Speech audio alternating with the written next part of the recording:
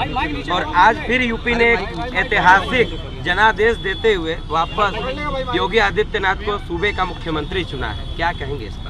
नहीं, मुझे बड़ी प्रसन्नता है कि जिनको मैंने शपथ दी थी तो उत्तर प्रदेश की जनता ने वो पहले की परंपरा तोड़ डाली कि दोबारा वही मुख्यमंत्री नहीं बनता था, वही सरकार नहीं आती थी। ये पहला अवसर है कि जब वही मुख्यमंत्री फिर से मुख्यमंत्री बनेंगे। और दूसरा, सारे हिंदुस्तान के लिए एक बड़ी बात है जिसकी चर्चा जितनी होनी चाहिए उतनी नहीं होती है। एक सन्यासी मुख्यमंत्री अब तक कहाँ भी नहीं हुआ है, और सन्यासी भी राजनीति में कैसे काम कर सकते हैं उसका एक उदाहरण हमने 5 सालों में देखा है। और इसलिए मुझे ऐसा लगता है कि जीवन के अलग अलग क्षेत्र में काम करने वाले काम कर सकते हैं, और इस प्रकार का एक भी मतदाताओं ने दिया है, ये मेरे लिए बहुत बड़ी बात है। और इसमें जो भी एक हमेशा चलता था वह भी उसमें परिवर्तन आया है, ऐसा मैं मानता हूँ।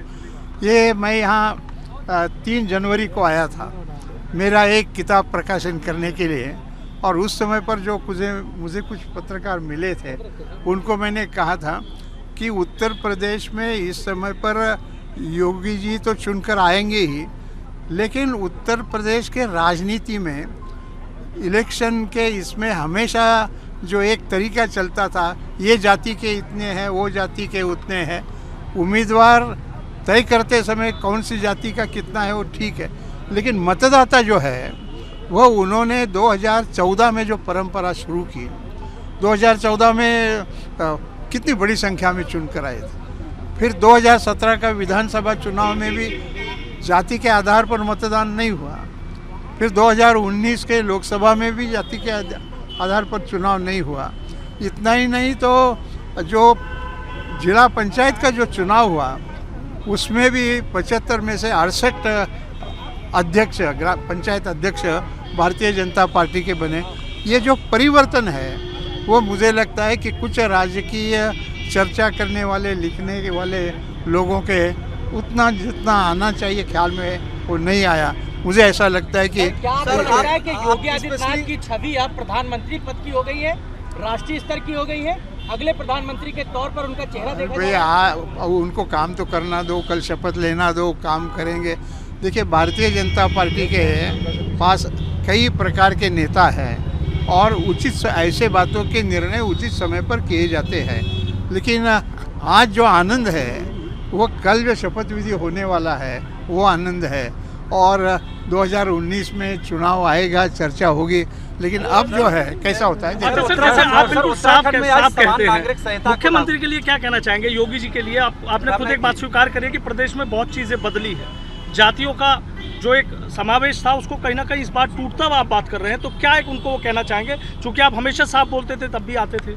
नहीं, देखिए, मैं भी उस समय पर था, तब हमेशा कहता था कि उत्तर प्रदेश आगे जा सकता है, और उत्तर प्रदेश आगे जाने के लिए जो 2 बातें हैं महत्व की, एक लॉ एंड ऑर्डर पर मैं हमेशा, आप लोग भी मुझे पूछते थे और मैं भी बताता था कि लॉ एंड ऑर्डर होना चाहिए, बिजली होनी चाहिए 24 घंटे, तब वही आएगा। और ये बात को लेकर जो समिट हुई थी इन्वेस्टमेंट की, वो मुझे लगता है कि चेंजिंग पॉइंट उत्तर प्रदेश के विकास का था, और इसी प्रकार से आगे काम चलेगा। अब 2 इंजन की बात भी चल रही थी कि प्रधानमंत्री भी मोदी जी की एक इंजन है, इनकी दूसरी है।